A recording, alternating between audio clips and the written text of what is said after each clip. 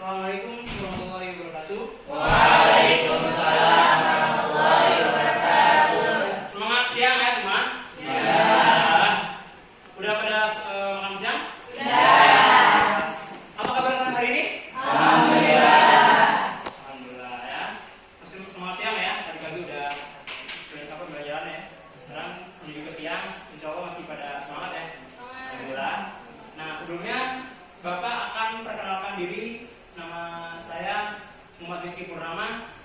Alamatnya di Gria Melati, Bubla, Bogor Barat. Nah, ini educational background saya SD-nya di SD Polisi 1 Kota Bogor, SD negeri ya, yang SMP-nya MTS Ibnu Taimiyah Bogor. Saya juga dulu SMP mondok ya, mondok sama seperti kalian, tapi hanya MTS saja. Dan SMK karena ingin mencari pengalaman baru, akhirnya saya ke SMK Informatika 1 Kota Bogor. Nah, sekarang saya berkuliah di S1 di Universitas Ibnu Khaldun Bogor. Selanjutnya Bapak akan absen terlebih dahulu. Yang pertama Mariza P. Hadir. Hadiro. Kemudian yang kedua Miranti Hadir. hadir ya. Yang ketiga Anissa Nur Amalia ya. Alhamdulillah hadiro. Kemudian Anita Syafitri, alhamdulillah hadiro. Kemudian Tica Abira, alhamdulillah hadiro. Kemudian Alif Tajuddin, alhamdulillah hadir ya. Oke, kemudian Muhammad Rizky hadir ya. Ismail Awaludin Hadir. alhamdulillah hadir. Khalifatul Kahfi Farizi, alhamdulillah hadir. Kemudian yang terakhir Muhammad Ihsan Ibadur Rahman, alhamdulillah hadir semua ya. Oke, baik. Nah, insya Allah pada kesempatan hari ini ya, Bapak akan memberikan materi mengenai, nah ini judulnya sampaikan dariku pulau satu ayat. Nah ini sebelumnya Bapak ingin tahu nih, mau bertanya dulu nih pada ikhwan ya, yang Jumat kemarin tidak mengikuti khutbah Jumat. Siapa? Gak ada, alhamdulillah gak ada ya. Alhamdulillah ya gak ada, karena khutbah sendiri adalah sebuah rangkaian ibadah gitu bagi sholat Jumat sendiri gitu. Jadi kalau hanya sholat Jumat saja tanpa khutbah Jumat itu tidak sah. Nah ini khutbah ya penting karena berisikan wasiat-wasiat Islam, ajaran agama Islam yang di dalamnya penting bagi kita umat Muslim untuk jadikan pedoman hidup ya. Nah, oke. Mengapa materi ini penting? Karena khususnya bagi para pria ya, bagi para ikhwan, ketika Anda telah beranjak dewasa, pasti Anda tinggal berumah tangga bersama istri dan keluarga Anda ya. Nah, di suatu tempat Anda akan mendapatkan suruhan atau dadakan untuk disuruh menjadi khotib di sebuah masjid misalnya. Nah, ini pentingnya belajar materi khutbah ini ya. Jadi tidak kaget akan suruhan itu gitu. Nah ini hikmah dari mempelajari bab atau materi khutbah ini. Selain khutbah, Bapak juga menjelaskan 3 poin ya. Yang pertama tadi khutbah, yang kedua tadi apa? Tabligh, yang ketiga dakwah ya. Nah ini sama-sama tujuannya untuk memperoleh bagian dunia dan akhirat ya. Sama-sama, namun di sini Bapak akan jelas lebih rinci lagi mengenai pengertian, perbedaannya, ketentuannya dan persamaan dari 3 poin tersebut. Nah, yang pertama ada khutbah. Apa sih itu khutbah? Nah, secara bahasa adalah ucapan atau pidato, ya. Secara istilah pidato atau ceramah yang berisikan ajaran agama Islam pada situasi khusus atau ibadah khusus. Jadi beda sama dakwah dan tabligh ya. Khutbah ini memiliki spesial atau khusus ya. Jadi merupakan satu rangkaian dengan ibadah yang lain. Jadi tidak satu. Bukan kalau tabligh, kita tabligh akbar itu kan kita bisa adain itu kapan saja kan ya. Manggil ustaz misalnya itu tabligh ya. Kalau khutbah ini satu rangkaian dengan ibadah lainnya seperti dari sholat Jumat. Nah ada khutbah Jumatnya itu satu rangkaian ya. Tidak bisa dipisahkan gitu. Kalau khutbahnya ditinggalkan maka sholat Jumatnya tidak sah ya. Tapi paham semua ya? Paham. Oke, baik. Nah, ini tujuannya tadi sama ya. Tabligh dan dakwah itu meningkatkan kualitas ketakwaan kita kepada Allah dengan memberikan nasihat yang berisi ajaran agama. Nah ya, oke. Kemudian pentingnya khutbah. Nah ini pentingnya khutbah nih. Kita sebagai umat muslim harus mengikuti khutbah atau tahu soal khutbah gitu ya. Nah karena khutbah sendiri berfungsi sebagai, nah ini siapa yang membacakan? Siapa namanya? Ihsan ya? Nah, Ihsan, oke. Ihsan, silakan membacakan fungsi dari khutbah sendiri. Silakan tidak? Ya, khutbah merupakan bagian dari aktivitas ibadah, maka dikatakan tidak sah ibadah tersebut. Seperti sholat? Nah, kemudian fungsinya? Fungsinya, silakan nggak mengingat? Dua, mengingatkan untuk meningkatkan akhlak karimah. Dua, mendorong untuk meningkatkan amal ma'ruf nahi munkar. ketiga, Mempersatukan kaum muslim sebagai bentuk ajakan untuk meningkatkan ketakwaan kepada Allah, memberikan semangat untuk menuntut ilmu keagamaan. ya ini apa fungsi dari khutbah ya? Ini mengapa pentingnya khutbah bagi kaum muslimin ya? Nah selanjutnya ada dalil mengenai pentingnya khutbah nih. Baik, saya bacakan dulu ya. Bismillah.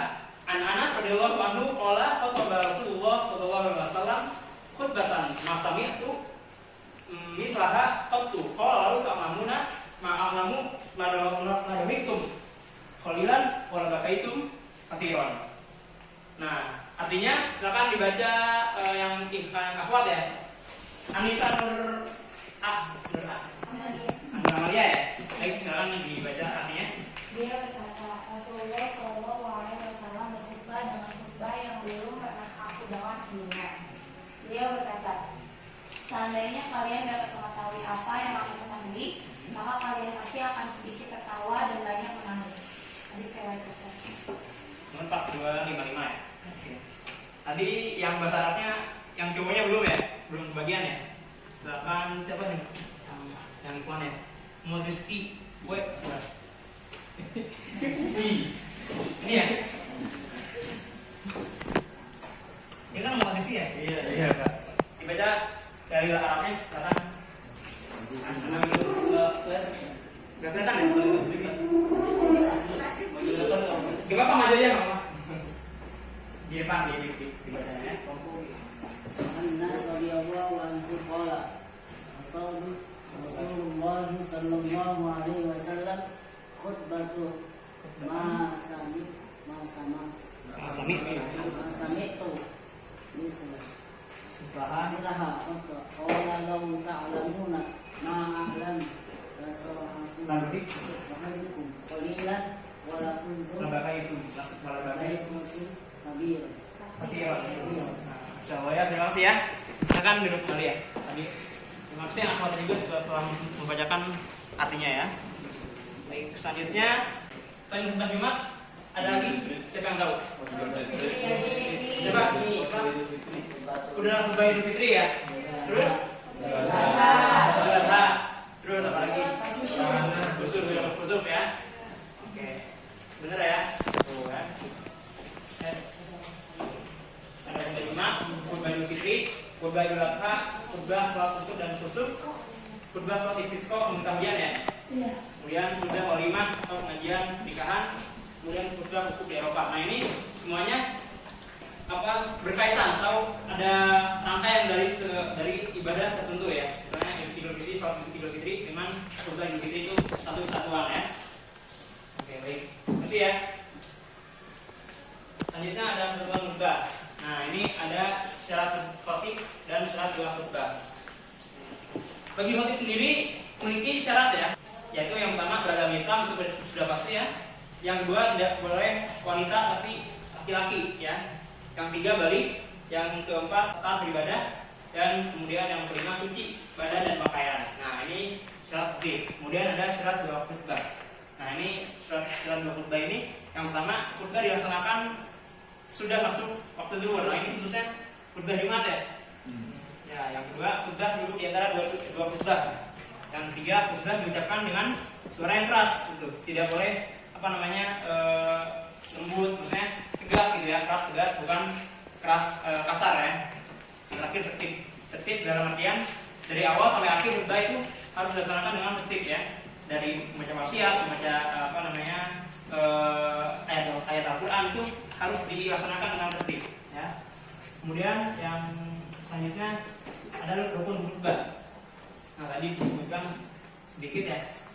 Yang pertama mengucapkan alhamdulillah ya, mukadimah ya.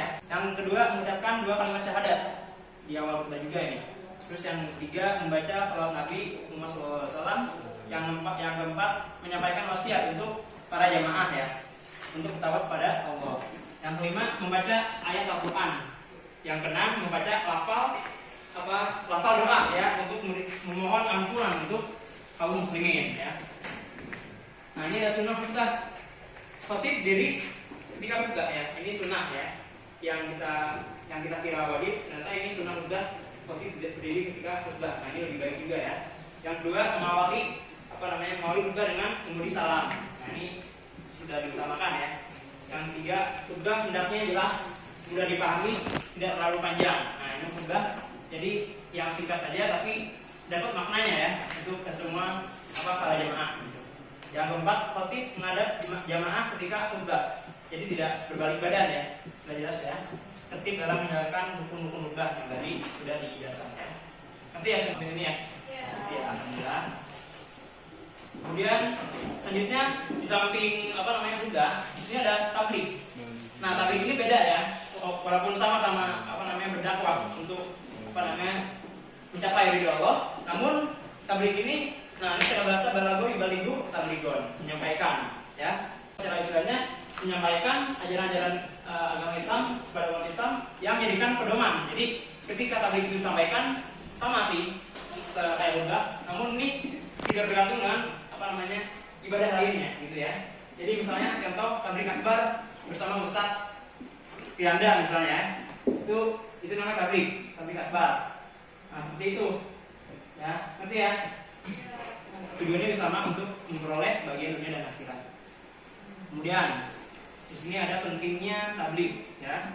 Oke, tabligh sudah jadi tanggung jawab bagi kaum muslimin ya. Jadi khususnya yang memiliki keilmuan Islam yang luas itu harus tabligh pada orang lain gitu. Tidak hanya tabligh akbar, namun kita juga bisa tabligh maksudnya menyampaikan kebaikan kepada orang lain gitu ya. Nah ini di sini seorang mubalik memiliki kemampuan. Jadi yang pertama itu berkomunikasi dengan baik.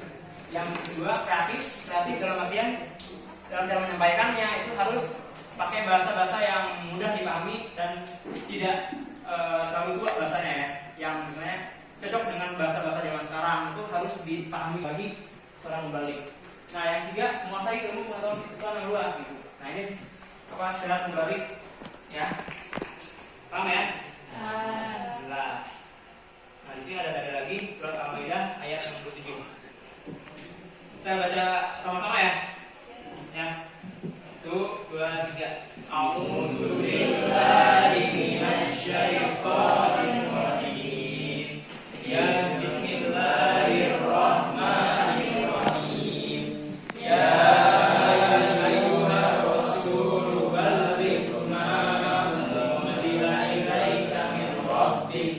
wa illam taf'al fama ballaghta risalatuh wallahu ya'simuka minan nas innallaha la yahdil qaumal kafirin.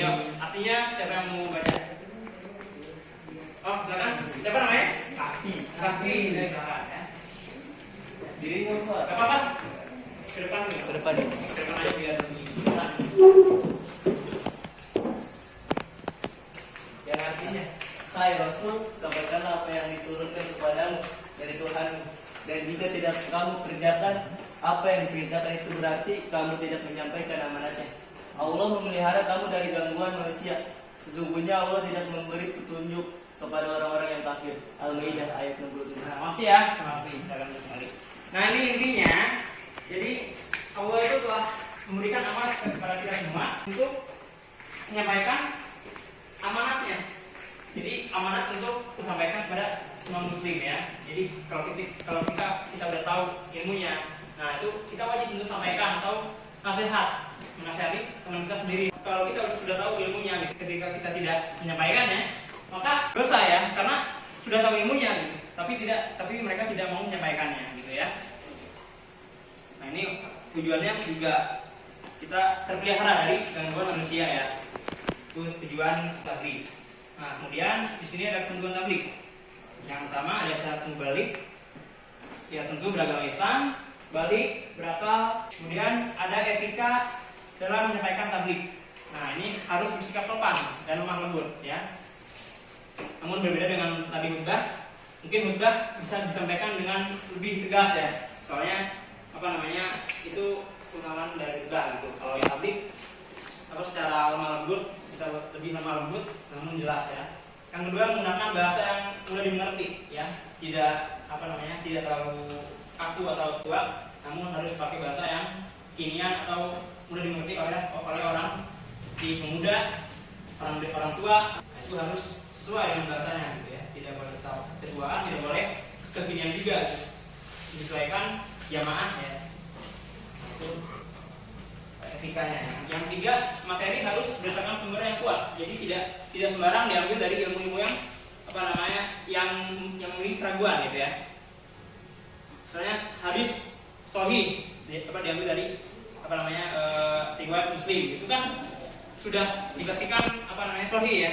Nah itu sumber yang kuat, atau dari pendapat ulama siapa gitu. Nah itu harus dari situ ya sumbernya. Jadi tidak boleh pendapat sendiri, namun kita juga mengambil dari sumber lainnya, sumber yang kuat ini. Yang keempat, yang terakhir, tidak menggunakan kata-kata yang kasar atau bersifat provokatif ya. Jadi tidak menyindir orang-orang selain agama kita gitu ya, provokatif ya. Jadi kita hanya menyampaikan ajakan saja gitu, tidak memprovokatif ya, tidak dengan kata-kata kasar atau bersifat merendahkan agama lain gitu ya. Ya, ngerti ya? Itu tentang tabligh ketika dalam menyampaikan tabligh. Kemudian dakwah. Nah, apa sih itu dakwah? Da'ayatu dakwatan, artinya nah, secara istilah silakan dibaca, itu yang paling belakang yang dan kedua. Siapa namanya? Alif ya. Silakan. Istilah kegiatan yang diadakan dan seruan kepada orang lain untuk menjalankan perintah Allah.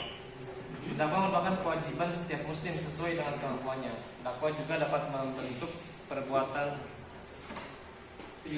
Tujuannya mencapai kebahagiaan dunia maupun akhirat. Nah, ini dakwah ya. Bedanya kalau dakwah ini bisa dilakukan dengan siapa saja, tidak harus memiliki ilmu yang luas, namun ketika dia sudah mengetahui ilmunya bisa langsung disampaikan. Jadi seperti itu ya. Nih, dakwah juga bisa berbentuk perbuatan. Jadi tidak hanya tulisan, namun dakwah juga bisa berbentuk perbuatan. Misalnya kita nih, misalnya tadi Ihsan, misalnya yang lain belum pada sholat nih, udah azan misalnya, terus Ihsan sendiri ke masjid pas azan tuh, sholat waktu. Itu kan ajakan ya bagi teman-temannya ya. Nah itu dakwah itu ya. Jadi dakwah itu lebih sederhana daripada tabligh dan khutbah. Nah tujuannya sama, yaitu untuk mencapai kebahagiaan dunia dan akhirat. Kemudian pentingnya dakwah. Nah ini siapa yang membaca?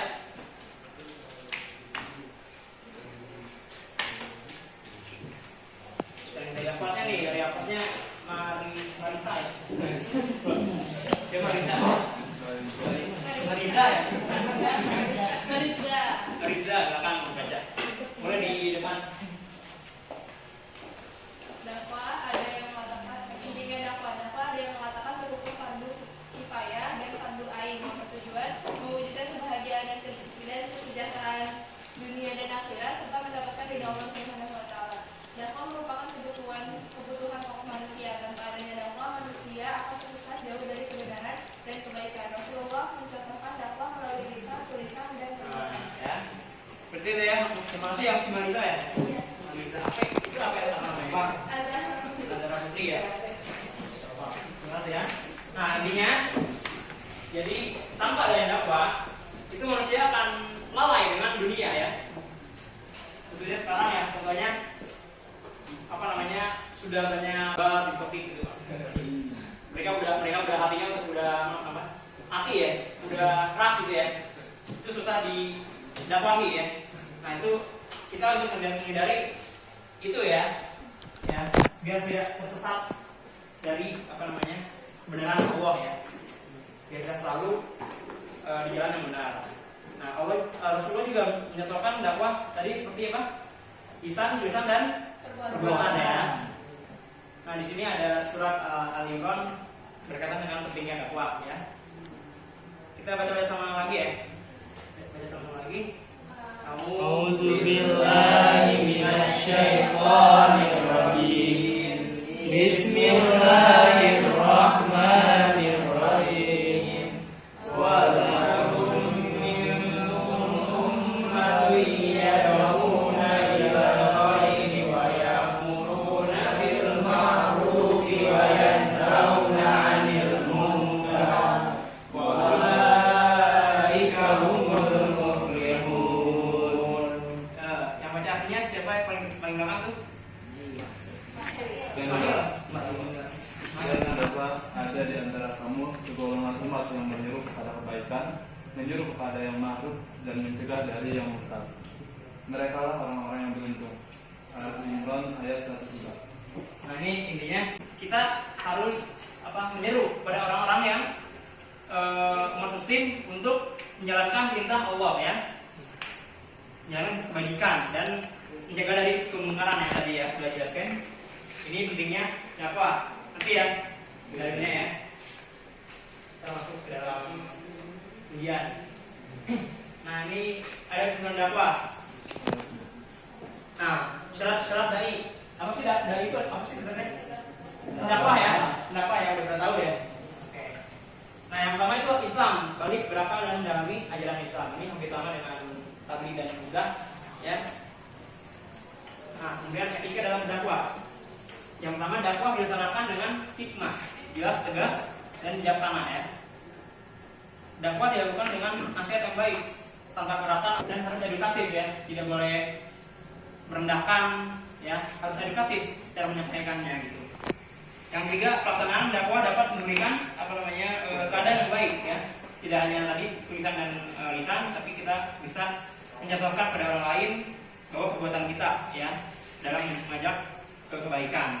Yang keempat adalah sebaiknya dakwah tidak ada perdebatan gitu. Jika kita berdakwah, kalau orang itu misalnya tidak menerima, lebih baik kita tidak menunjak gitu, karena takut dia khawatirkan malah terjadinya perdebatan gitu. Nah, itu tidak dianjurkan dalam dakwah ini ya. Kemudian nah, ini secara umum tata cara mudah tabligh dan dakwah. Ya, bagi seorang khatib membalik dai ini yang pertama harus memiliki kesiapan mental. Ya, yang artinya ketika jadi khatib dai atau membalik itu mentalnya sudah kuat ya. Tidak ketika ada celaan oleh orang lain itu mereka sudah kuat ketika menghadapi jamaah yang membuat onar atau pede dalam tampil di depan. Itu harus dimiliki oleh seorang khatib membalik dan dai ya. Kemudian yang kedua harus menyiapkan materi khutbah tabligh dan dakwah ya. Jadi tidak sembarangan tanpa diambil dari sumber-sumber, namun kita harus menyiapkan materi dari sumber-sumber yang sedang ada dalam ilmu hadis misalnya ya, dari dalil atau pendapat para ulama.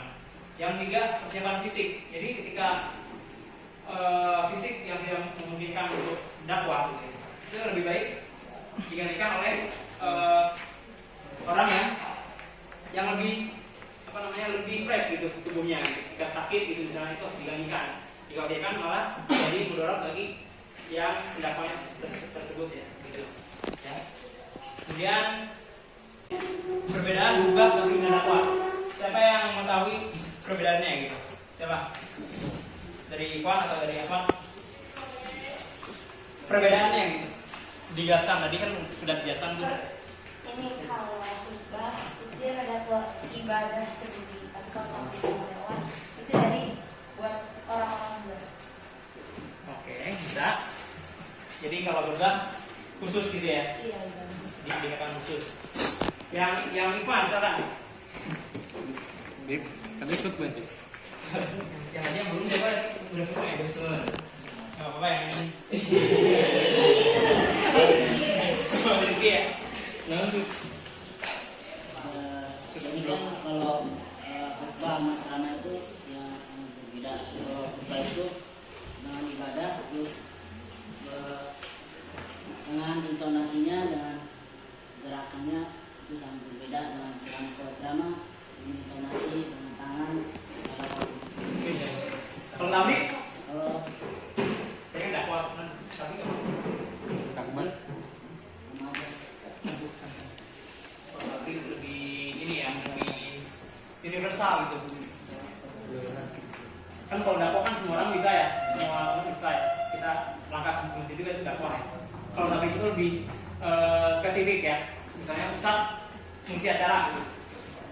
Tampil apa namanya, menyampaikan apa ilmu Islam gitu, kemudian dicontohkan oleh para jemaahnya gitu ya. Nah ini biasanya ya, dakwah dapat berupa lisan dan perbuatan ya. Itu bedanya tadi sudah dijelaskan. Kalau khutbah hanya secara lisan ya kan, dan diiringi dengan ibadah ya, dengan aturan khusus. Terus yang tablik tidak diiringi oleh ibadah apapun dan kapanpun bisa dilaksanakan ya. Kemudian kesimpulannya adalah khutbah, dakwah dan tabligh itu sama-sama apa? Sama tujuannya untuk apa? Kira-kira. Ya gitu. Ya, mencapai kebahagiaan dunia dan Amin. Ya. Jadi perbedaannya sudah khutbah apa? Diiringi oleh apa? Dengan ibadah ya. Kalau tabligh tidak diiringi gitu. Iya lebih universal ya. Ya. Kalau dakwah apa? Perbuatan ya. Oke, semua orang bisa dakwah ya. Mungkin karena sudah ngerti semua ya, alhamdulillah ya. Alhamdulillah ya.